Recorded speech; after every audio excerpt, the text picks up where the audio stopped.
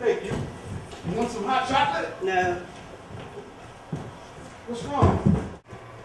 Honey, please stop this. Stop what? Stop this. It's been decided. It's done. St. Clair Village is torn down. There's nothing you or anybody else can do about it. We'll see about that. Now, we'll get an injunction to stop all the construction. Then we canvass, get supporters, get signatures. Baby, if we stick together like a community, we'll win. Now, when have you ever known me to back down from a fight? Never, honey. Well, I got it, baby. People are decided for this. Baby, you have no idea. But honey, look around. There's nobody here but you. Well, Plukum and Tute will be Plukum and Tute? I thought you were trying to accomplish something. Plukum and Tute, Lord Jesus. Gonna be some trouble now. Double trouble with the two of them. You ain't seen either one of them in years. And I wonder why. They were always pulling you into some mess. You were always the one that got into trouble. That was a long time ago. Not long enough. How about the time they were doing those crank calls, telling everybody it was you? Harmless prank. That harmless prank almost landed your ass in jail. Baby doll, please stop living in the past. What the hell do you call all this? All this is you living in the past. What about the future? What about our future? What are you trying to say, Barnett?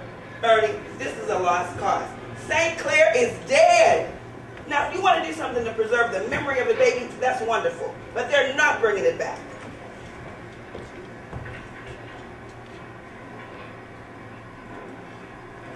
Look, this is important to me. Now, a man has a right to expect his wife, his spouse, his soulmate to back him up, to back his play. Now, if you're going to back my play, cool. But if not, I prefer you went home, because it's cold out here, Barnett, and you standing there heckling me, ain't doing nothing but make it colder.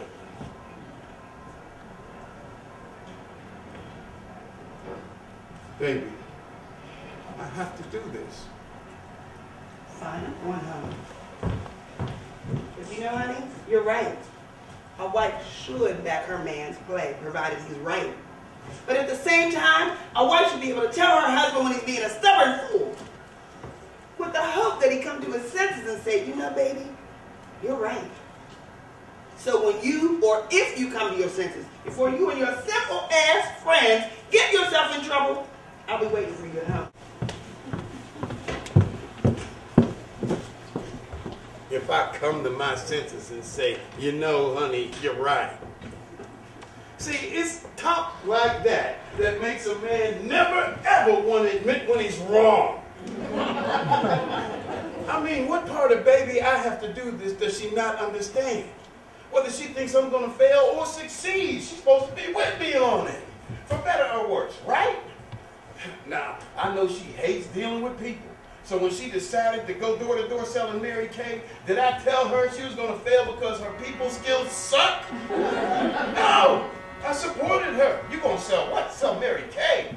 Oh, baby, I see a pink Cadillac in your face.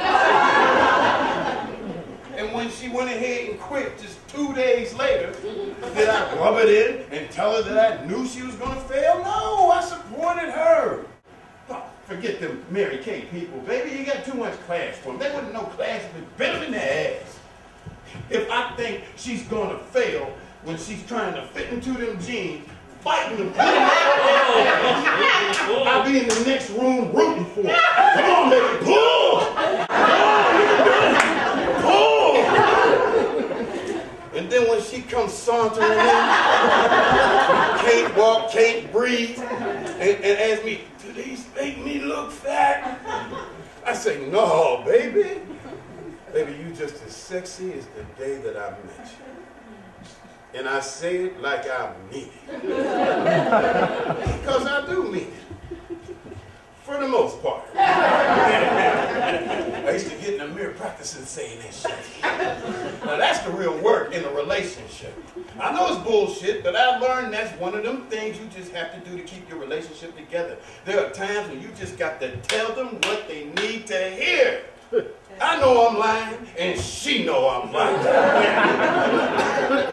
But if the time comes, and I don't look her square in the eye and tell her that well-rehearsed lie, I get no peace. And it don't stop there. Oh, baby, you like my mama, don't you? Oh, sure, honey. Yo, I love her. I know she's just kidding around when she says I'm worthless. Or then there's this. Oh, baby, ain't this meatloaf delicious with cinnamon and cloves? Yeah, hon. It tastes real good. See, tolerating that kind of shit is the secret to a long-lasting relationship. So why can't she do that for me? I humor her when I think she's being ridiculous. Humor me sometimes. Hey! Merry Christmas! Merry Christmas. I feel like I should know you. Ernie, it's Bruce!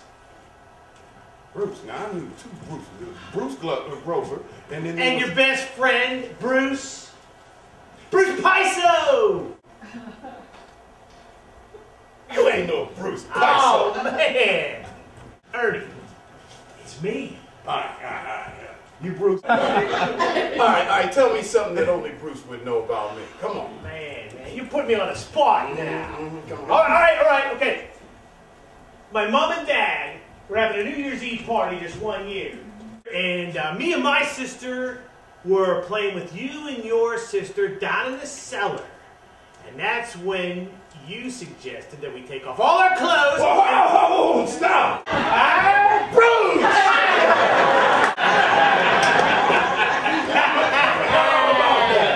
Man, I ain't seen you since 8th grade. Man, you changed, Bruce. Well, I mean, come on, everything changes. Some things more than others. You look great, Ernie. What you been doing with yourself? Working 2 jobs, staying busy, you know. Yeah? Hey, how's your mom? Miss Marjorie. Oh my God, she was a saint. I loved her. Everybody loved her. How's she doing? Yeah, my mom, she stayed up here until she died back in 90. 942 Fisher Street. I took it pretty hard when she died. I went a little crazy. I mean, I didn't do anything to get locked up or anything like that. I just kind of checked out for a while. Sugar. Her diabetes got her, man. Social Security kept denying her. Can you believe that? She worked on the Government Study Commission under Milton Schaap and couldn't get Social Security. Meanwhile, the injections, the pain, the sickness, the bills, the amputations, first a couple of toes, then half the foot, and the other leg. A couple of weeks after her funeral, I was sitting in her house. The phone rang. Social Security calling to tell her that she was being denied again. I told them they didn't have to worry about her with her hand out anymore. The worst Christmas I ever had. Man, I'm sorry, man. It's carrying a lot of baggage, man. I guess it's only so much you can put behind you. But bringing back St. Clair, that's going to bring it all back. It's going to make it all worthwhile, man. Damn, it's good to see you after all these years. Yeah, good to see you. How'd you find out about this? Oh, I saw your post on that St. Clair page on Facebook. Boy, that website sure does bring people together, don't it? Well, I ain't never lied, because here you are. Here I am. Hey, you remember the Flip Wilson guy? Oh, do I?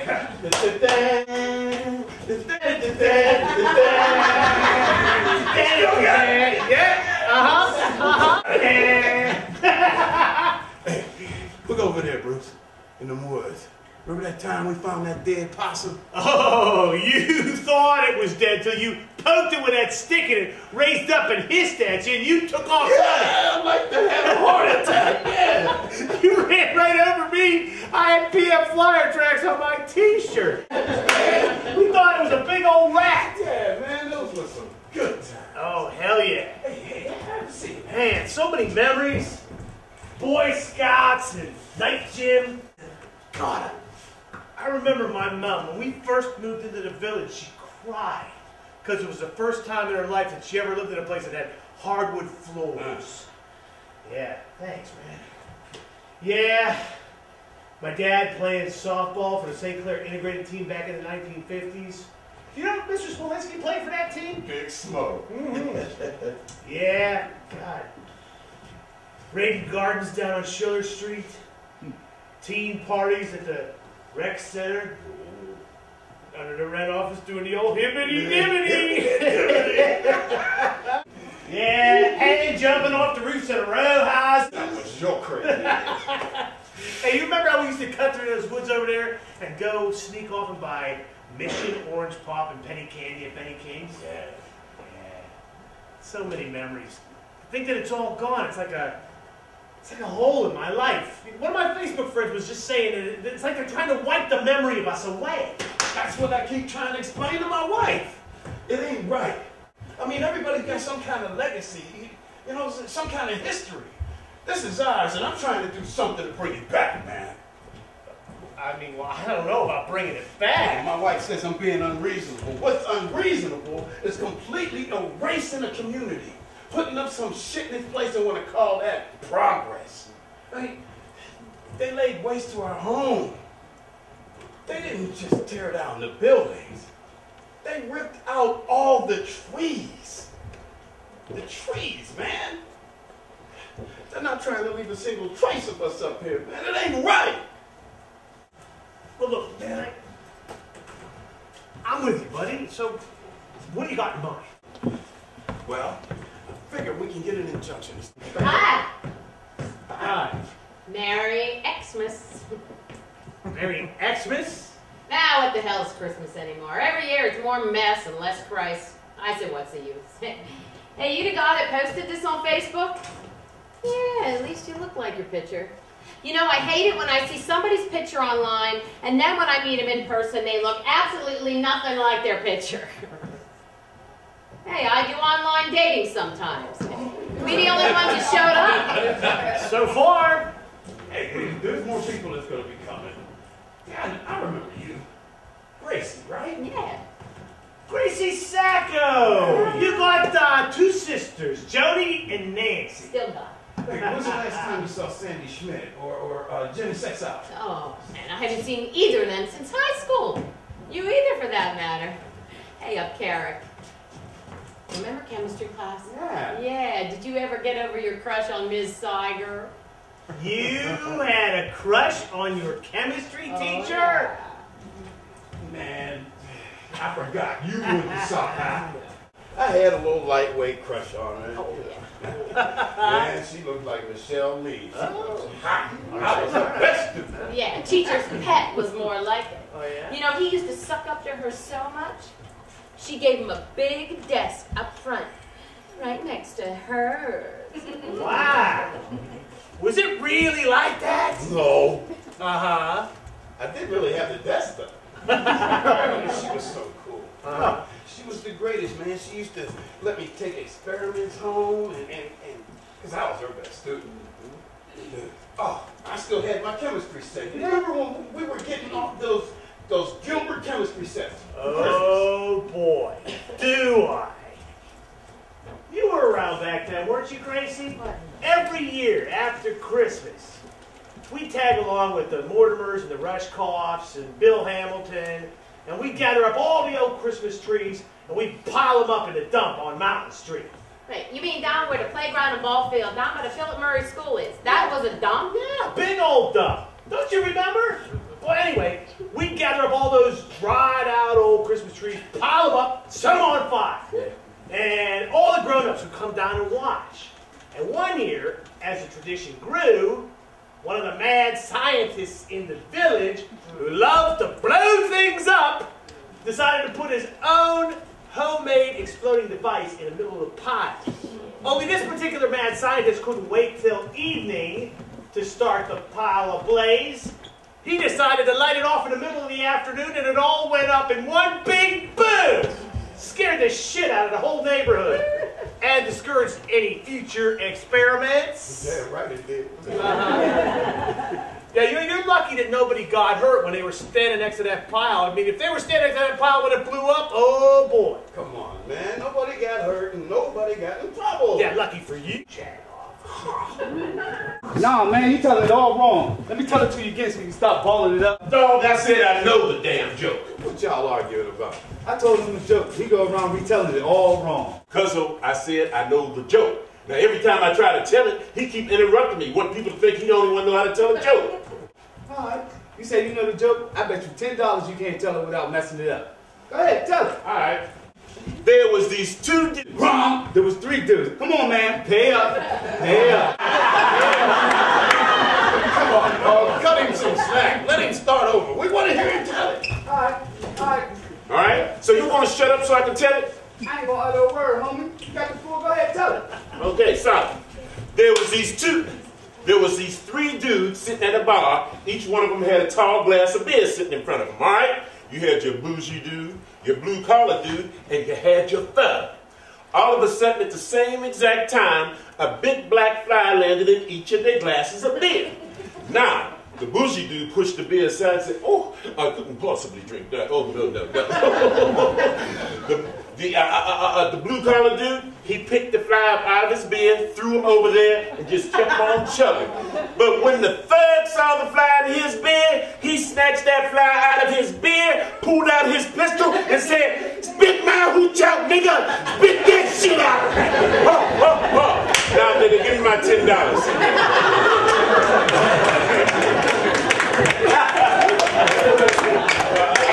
I'm sorry, man. I didn't mean to use the N-word in front of this company. We have here Bruce and Gracie. These are 2 of my best friends. This is Elmer Bridgman. Oh, they call me Bloop. How you doing? What? Bloop. Yeah, Bloop. Okay. And this is Emery Patterson, but he likes folks to call him Two-Tay. How you doing, Two-Tay? Probably crazy for asking, but why? Why Two-Tay? Why not? Well,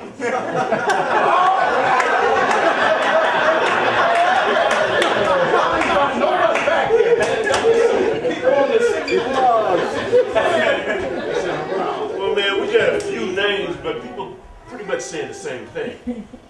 What they say? They saying it's a pretty much lost cause. They saying it's a done deal, dog. No. We still got people coming. Claude Meshack, Zippy Duckett, he said they coming. The Macklins, the Dixons, Miss Gloria's son Harold, they all said they coming. Now, it's still early. It's Christmas Eve, right? So let's just have some hot chocolate and share some Christmas, Xmas stories from right up here in St. Clair. Two-Tay, let's start with you. Tell us your favorite St. Clair Xmas memory. See, what can I say? I'll tell you this. One year my mom got me a Hot Wheels set. Y'all know where I'm going. Oh, the Hot Wheels set. First time I made her mad, she beat me with the Hot Wheels truck. Next year, she got me a football set. Next time I made her mad, she beat my ass with the wiffle ball bat. Next year rolls around, she asked me, "What would you like for Christmas?" I told her nothing. All I'm gonna do is beat my ass with it anyway. And then she went and get the extension cord and beat my ass. I said, "You happy?" Sounds like you were better off with that Hot Wheels trash. My point exactly. And what about you, Miss? Sacco. Gracie Sacco. Yeah, I lived on Fisher Street. I thought I knew everybody on Fisher. How come I don't know? Oh, she moved out for y'all moved in. And Gracie's old school St. Clair. Her family one of the first to move in back in the 50s. Well, let's see. You guys remember Jimmy Mortimer? Yeah. Right? Okay. So every year he used to recite this same dumb Xmas poem. 'Twas the night before Xmas, and all through St. Clair, not a creature was stirring for reasons unclear. Our sweat socks were hung by the window with care, hoping that fat ass soon would be there, when all of a sudden we heard on the roof 8 tiny clunks and 1 big goof, etc., etc., etc. What's with all the etc.? Ain't there more to it than that? No. Every time he recited that crap, he would just finish by saying, etc., etc., etc. But I have some wonderful memories of Christmas up here. I mean, that's when Christmas was Christmas, yeah. No matter what you got for Christmas, the point was you were just grateful to be alive, grateful to be together. Not all this crap it's mutated into. That's why I call it Xmas now. Christmas was the time of year we all started going to the rec center because we could make our family's Christmas presents. Right, Yeah. right. Most of us didn't have money to buy them. I mean, we were pretty poor back then. Well, there was always one family that was faring a little bit better than everybody else. And on Christmas morning, we'd be lined up at their door to see what they got. Chatty Cathy. Transistor radios, bikes, awesome stuff. Yeah, I remember that. Yeah, I remember we used to practice Christmas carols at the rec center. And then we'd go downtown to the city county building to sing. And all the politicians would be there handing out change. I remember there was this one politician. I think it was Tom Forrester. All year round, any kid who went through the city county building, he'd give him a whole big pocket full of change. I mean, nowadays, if somebody did that, oh my God, they'd label him a child molester or something like that. You never lied. It just wasn't that way like when we was growing up. I mean, we all knew people existed like that, but not like now. Y'all remember Mr. Oliver? Yeah. He used to get pretty damn tipsy. But there he was on Christmas, helping us put our toys together. Never no trouble, nothing. You know, Mr. Poole used to do that too. Remember how he used to go around calling us dummy? Yeah. But we all knew that he loved us and he was just always out to protect us, man. Yeah. Well, there was one year. I remember it was early 1960s. People still left their doors open. Someone came in through basements and took Christmas presents from under trees. You know, my uncle told me about that. But for the most part, it was pretty cool. I mean, we couldn't wait for Christmas to come just to see what our parents had got us or what we thought was Santa. I remember one year, everybody in St. Clair must have got a bike. We were riding all over the village in them bikes, even in the snow. And then we could leave our bike on the front porch, come out the next morning, still be there. Now, see, those were the good old days. My dad always got our tree on Christmas Eve. Well, later I learned he could get it for next to nothing, or maybe even free if you waited till the last minute. Our tree, it was always special. So we decorated it and we loved it.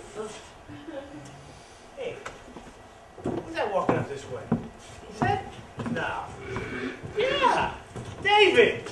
David Gerald! Merry Christmas, old buddy! Merry Christmas to you. You mean Detective David Gerald? I still don't appreciate you busting me, man. Merry Christmas to you. Look, Two-Tech, you know I had to do my job. Shouldn't have been up in here. What'd you get busted for? Oh, I got caught up and we raided the illegal strip club up in Mount Olive. It ain't all like it sound. Ain't nothing wrong with watching little harmless pole dancing. Do you know they make a pole dancing an Olympic sport? I was just being patriotic. USA.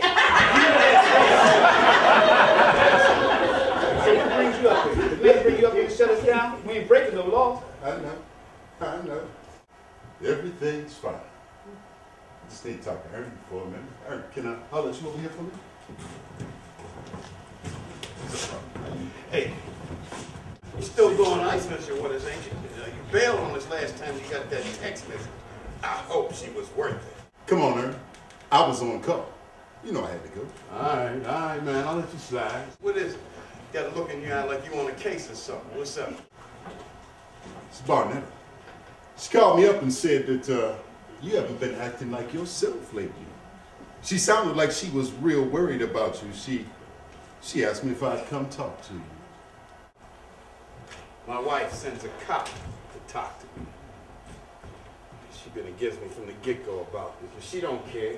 She ain't from St. Clair. She all the time walking around acting like she all that because she grew up in Barnett. Come on, Ernie. That's your wife you're talking about. She don't support me, man. She's worried about you. No, she isn't. All she's worried about is proving me wrong. If anything else, she hates me. Come on, Ernie, you're talking silly, man. It's true. She's been treating me real cold lately, man. All the time now. It's like it's over between us and we just going through the motions. Come on, Ernie, you're talking crazy, man. Don't call me crazy. Okay. I'm sorry. Let's keep everything cool, man. We friends here. Yeah, I know why you're here.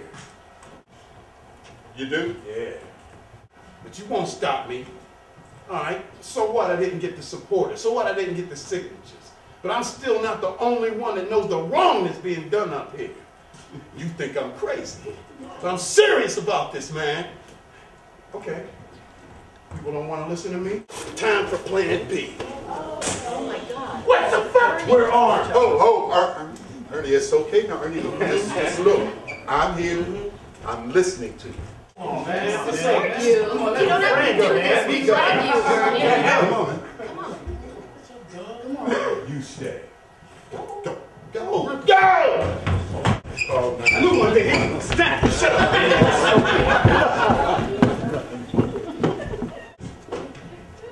Ernie. Why are you doing this, man? Huh?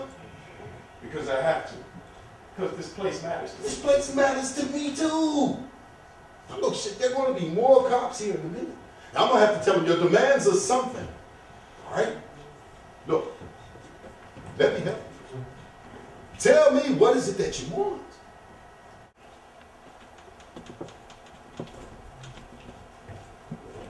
What do I want? Yes.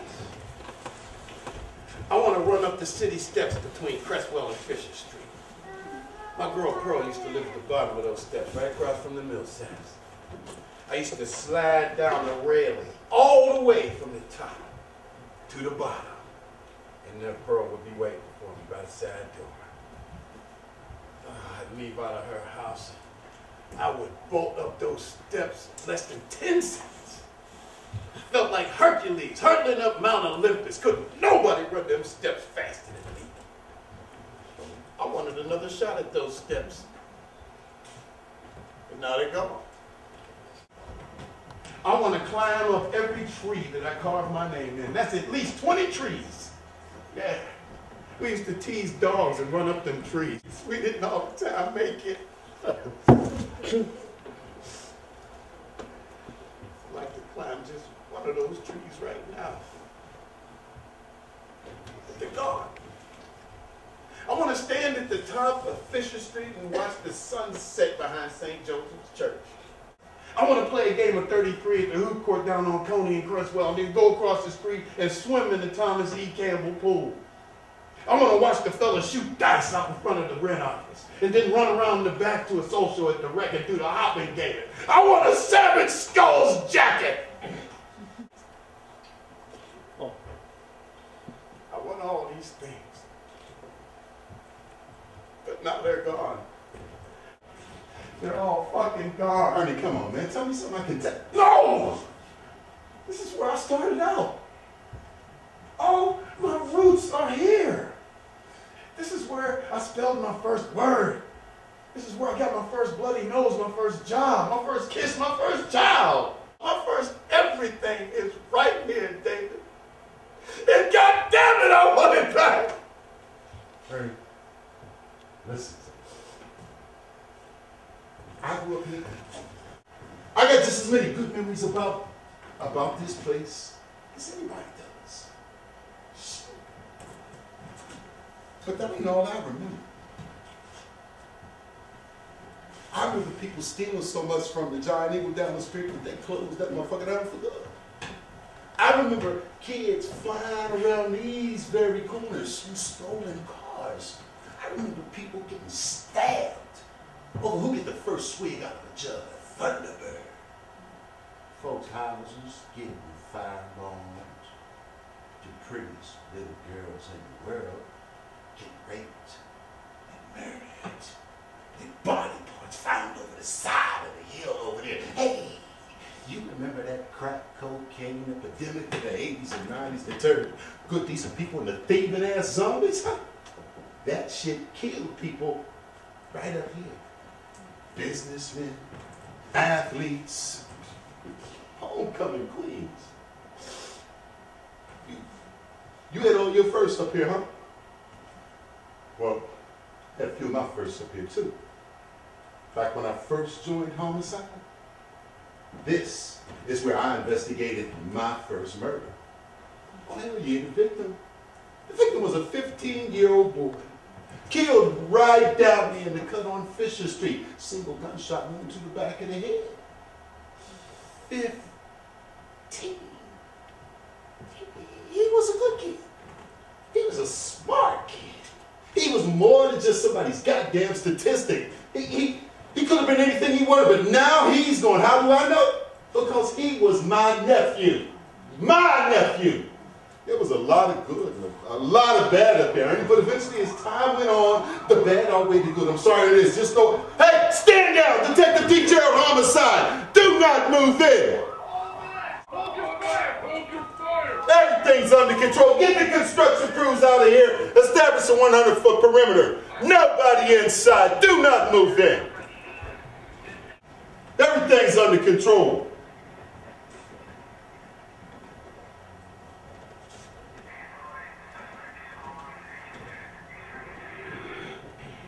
Ernie, everybody's at a safe distance. Nobody will get hurt. This don't have to go any further. Just get that nigga, Ernie. I can't. Yes, you can, man. Look, I've known you my entire life. I know that you don't really want to hurt nobody, Ernie. I don't understand. I do understand. Shit. They've gone and erased St. Clair Village off the map as if it was never here. Can't you see, if this place never mattered, then our lives up here never mattered. That's okay. Because once I let go of this, St. Clair Village will be remembered for generations to come. St. Clair Village will be immortal. Come on, Ernie, listen, man. No, you listen! I'm doing this.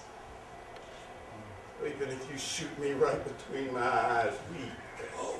Let me through! Let me through! My husband! Ernie! Don't try to stop me, Barnetta! Hell no. Let me talk to you. No. That's my husband. Go. You can't let go. All right. Stay. Ernie, you've been obsessed with this for so long. Look what it's done to you. Maybe look what it's done to us. I had to call David. I didn't know what else to do. Maybe you got to get beyond this. Think about the future. If your past has been erased, you have no future. Oh, we do have a future, but not if you do this. There is no future for us, Barnetta. What? You think I think it's by some coincidence that Mr. Detective is here? Yeah, I know you called him down here. Just like you've been calling him and texting him for the last few weeks. Yeah, I know all about you, too. My good old friend David, my fishing buddy. You didn't think it was suspect to me when you conveniently had to rush back to the city on our last trip? You've been blowing this man's phone up, Barnetta. You need to learn how to erase your text messages. All right, so you know. But who would blame me? You let this St. Clair nonsense drive you crazy. Nobody even wants to talk to you anymore, because all they get is that St. Clair shit. When I go to the salon, I hear it. When I go to the store, I hear it. You're an embarrassment to me, Ernie. You need to give this up. No, David, fuck him. Woo! I'm sick of this shit. I wasn't raised in this shithole. And besides, you don't know nothing about no damn explosives, so take that shit off. Do you think you'd be a hero? You think they'd build a statue in your honor? You're a loser. You're lame. And you're a loser. Give it up. Oh, shit. Come on, Aaron. You know I'm right. No, I'm sorry. Go ahead, fool. No, hey, go ahead. Drop it. The fuck is wrong? Go ahead, drop it.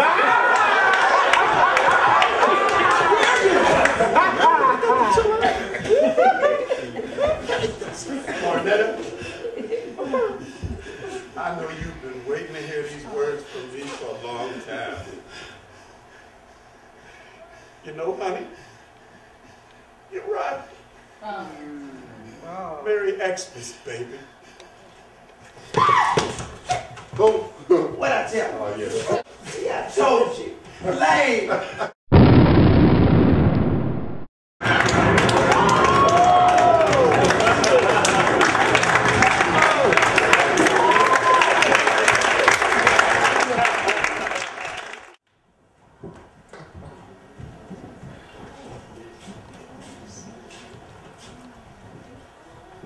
They gave David a medal for bravery, for making sure that we got out of there alive.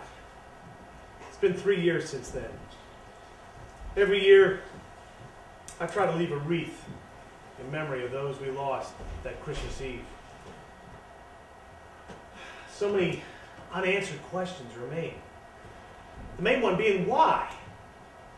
Why did Ernie do it? What was he hoping to accomplish?